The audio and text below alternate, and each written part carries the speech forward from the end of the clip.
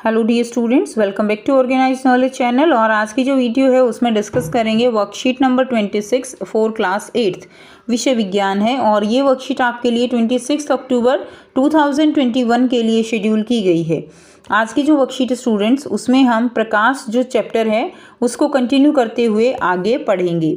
सो worksheet शुरू करने से पहले प्लीज़ चैनल को सब्सक्राइब कर दीजिए, बेल आइकन को प्रेस कर लो ताकि आपको आने वाली वीडियोस की नोटिफिकेशन वो समय से मिल जाए। सो देखिए आज की वर्कशीट में क्या दिया गया है। आज हम प्रकाश परावर्तन के नियम और समतल दर्पण में बनाने वाले प्रतिबिंब के बारे में जानेंगे कि प्रकाश परावर्तन के क्या नियम हैं। हमने पिछली वर्कशीट में पढ़ा था कि प्रकाश का परावर्तन जो है वो क्या होता है, कि जैसे दीवार से बॉल को मारते हैं टकरा के उसी माध्यम में वापस आ जाती है, इसी तरह प्रकाश का परावर्तन होता है। प्रकाश की किरण जो है किसी भी सतह से टकराती है और टकरा के वापस आना प्रकाश का परावर्तन कहलाता है। अब प्रकाश के परावर्तन के कुछ नियम हैं। तो प्रकाश के परावर्तन का पहला नियम क्या है, परावर्तन के दौरान जो आपतन कोण है जो है वो सदैव परावर्तन कोण के बराबर होता है, यानी एंगल आई जो है वो हमेशा एंगल आर के बराबर रहेगा।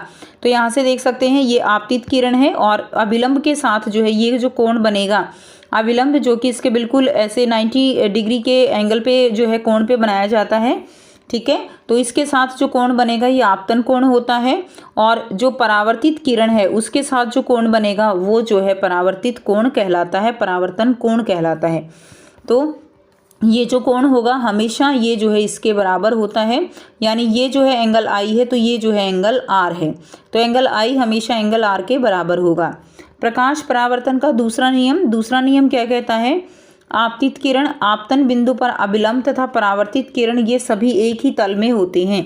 तो यहाँ पर जो है आप समझ सकते हो कि ये आपतित किरण और ये आपतन बिंदु और ये परावर्तित किरण ये तीनों क्या है, ये सभी एक ही तल में होते हैं। समतल दर्पण में प्रतिबिंब, आओ इसे गतिविधि द्वारा समझते हैं। समतल दर्पण में प्रतिबिंब जो है वो कैसे बनता है, उसके लिए सामग्री चाहिए समतल दर्पण और एक टॉर्च, ठीक है। तो समतल दर्पण चाहिए और एक टॉर्च चाहिए। समतल दर्पण PQ के सामने टॉर्च O रखें तो ये टॉर्च O है और ये हमारा समतल दर्पण है। दर्पण पर दो किरणें OA और OC आपतित हो रही हैं। तो देखिए ये जो है OA है और ये OC है, क्लियर। अब दर्पण PQ की सतह पर बिंदु A और C अभिलंब खींचे, तो इनके ऊपर हमने 90 डिग्री का जो है यहाँ पर अभिलंब खींच दिया। उसके बाद बिंदु A से परावर्तित किरण AB और C से CD, अब ये जो है क्या है, ये परावर्तित किरण है, क्लियर। ये जो है किरणें क्या हैं, ये किरणें परावर्तित किरणें हैं। अब इन रेखाओं को पीछे बढ़ाइए, क्या ये रेखाएं आपस में मिलती हैं, यदि हाँ तो बिंदु को O' से निरूपित कीजिए। अब यहाँ पर अगर आप ध्यान से देखें तो इन किरणों को जब आप आगे बढ़ाओगे तो ये ऐसे जो है ऐसे होती जाएंगी, कहीं पर भी जाकर ये नहीं मिलती। लेकिन अगर आप इनको पीछे की तरफ बढ़ाओगे तो ये जो है O' बिंदु पर जाकर मिल जाएंगी। क्या परावर्तित किरणें ई पर स्थित किसी दर्शक के नेत्र को बिंदु O से आती हुई प्रतीत होंगी, क्योंकि परावर्तित किरणें वास्तव में O पर नहीं मिलती हैं बल्कि मिलती हुई प्रतीत O' पर नहीं मिलती हैं बल्कि मिलती हुई प्रतीत होती हैं। इसलिए हम कहते हैं कि बिंदु O का आभासी प्रतिबिंब O' पर बनता है।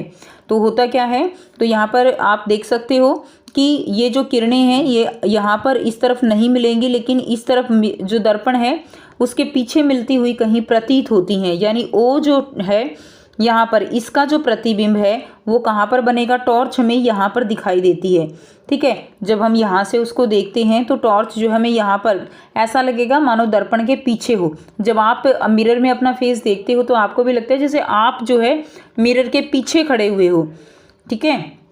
तो वो इमेज कैसी होती है, वो हमेशा आभासी होती है।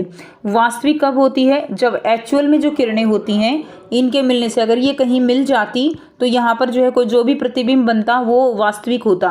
लेकिन अब जो प्रतिबिंब है ये एक्चुअल में जो किरणें हैं उनके मिलने से नहीं बनता, इसलिए ये जो प्रतिबिंब बनेगा ये आभासी प्रतिबिंब बनता है। इस तरह से जो समतल दर्पण है उसमें प्रतिबिंब बनता है। उसके बाद आपको यहाँ पर बहुत ही आसान से 4 जो है प्रश्न दिए गए हैं, जिनके आंसर स्टूडेंट्स हम 1 बाय 1 डिस्कस करेंगे। पहला प्रश्न दिया गया है, प्रकाश परावर्तन के नियम बताइए। तो प्रकाश परावर्तन का पहला नियम क्या है, परावर्तन के दौरान आपतन कोण सदैव परावर्तन कोण के बराबर होता है। तो इसके साथ में आप ये भी लिख देंगे कोण I बराबर है कोण R, ठीक है। आपतन कोण जो है वो हमेशा परावर्तन कोण के बराबर होता है। प्रकाश परावर्तन का दूसरा नियम क्या कहता है? आपतित किरण आपतन बिंदु पर अभिलंब तथा परावर्तित किरण ये सभी एक ही तल में होते हैं। ठीक है, सभी किस में होते हैं? एक ही तल में होते हैं। तो ये जो है आप इसका आंसर लिख देंगे। नेक्स्ट देखिए, प्रश्न 2 जो है हमारा क्या रहेगा? प्रकाश परावर्तन के दौरान यदि आपतन कोण की माप 60 डिग्री हो तो परावर्तन कोण की माप क्या होगी? तो जो है आपतन कोण की माप 60 डिग्री दी हुई है, परावर्तन कोण की माप क्या होगी? 60 डिग्री ही होगी, क्योंकि आपतन कोण हमेशा परावर्तन कोण के बराबर होता है। तो ये जो है आप इसका आंसर लिख देंगे। हमारा आंसर क्या रहेगा? 60 डिग्री ही रहेगा। नेक्स्ट देखिए, प्रश्न 3 है। प्रश्न 3 क्या है? समतल दर्पण में प्रतिबिंब किस प्रकार बनता है, समझाइए। तो समतल दर्पण में प्रतिबिंब कैसे बनता है हमने अभी गतिविधि से समझा था। आप इसका आंसर लिख देंगे। वस्तु से प्रकाश समतल दर्पण तक पहुंचता है और प्रत्येक किरण दर्पण द्वारा परावर्तित होती है। जो भी किरणें हैं उसके ऊपर पड़ती हैं वो परावर्तित हो जाती हैं और यह दर्पण के पीछे मिलती हुई प्रतीत होती हैं और आभासी प्रतिबिंब बनता है। और ये जो किरणें हैं ये दर्पण के पीछे कहीं मिलती हुई प्रतीत होती हैं और जो एक्चुअल में किरणें हैं उनके मिलने से नहीं बनती, इसीलिए प्रतिबिंब कैसा बनता है? आभासी प्रतिबिंब बनता है। ठीक है, तो ये जो है इसका आंसर आप लिख देंगे। ठीक है, इसका डायग्राम भी आप बनाएंगे। इसमें ये वाला जो चित्र है ये वाला चित्र आप इसमें बना देंगे, जिसमें आप पीछे प्रतिबिंब बनता हुआ यहाँ पर दिखा देंगे। ठीक है, तो ये वाला चित्र आप इसमें बना सकते हैं।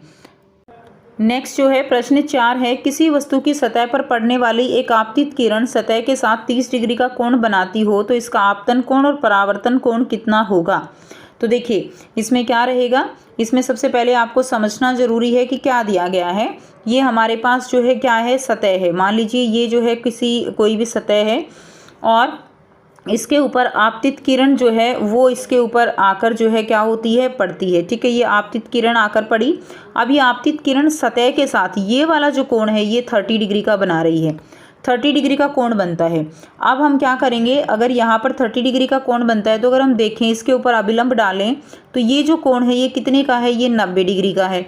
तो अगर हम यहाँ से 90 डिग्री में से 30 डिग्री घटा दें, देखिए ये जो कोण है पूरे में से हम ये 30 घटा दें तो ये वाला बच जाएगा हमारे पास। ये वाला कितने का बचेगा? 60 डिग्री का बचेगा। ठीक है, तो आपसे यही पूछा गया है। तो इसका आपतन कोण और परावर्तन कोण जो है वो कितना होगा? तो सतह के साथ कोण कितना बना? 30 डिग्री। आपतन कोण कितना बना? 90 में से 30 घटा दिया हमने तो 60 डिग्री। परावर्तन कोण कितना बना? 60 डिग्री। आपतन कोण हमेशा परावर्तन कोण के बराबर होता है, इसलिए परावर्तन कोण भी कितने का होगा? 60 डिग्री का हो जाएगा। तो ये इस तरह से आप अपनी वर्कशीट को कंप्लीट कर लोगे। और इस क्वेश्चन को समझना बेटा बहुत ज़रूरी है। बस आपको ये समझना है कि ये सतह के साथ कोण जो है वो दिया गया है। ठीक है, और परावर्तन कोण भी निकलेगा ना यहाँ से। अब ये जो है 60 डिग्री का निकला तो ये भी कितने का होगा? ये भी 60 डिग्री का हो जाएगा। तो इसलिए इसको समझना ज़रूरी है। तो ये थी आपकी आज की साइंस की वर्कशीट। आई होप सभी बच्चों को ये क्लियर है। फिर भी कोई डाउट है तो आप पूछ सकते हो। वीडियो अच्छी लगे तो प्लीज़ लाइक कर दीजिए, शेयर कर दीजिए और चैनल को सब्सक्राइब कर लीजिए। So thanks for watching. Have a nice day.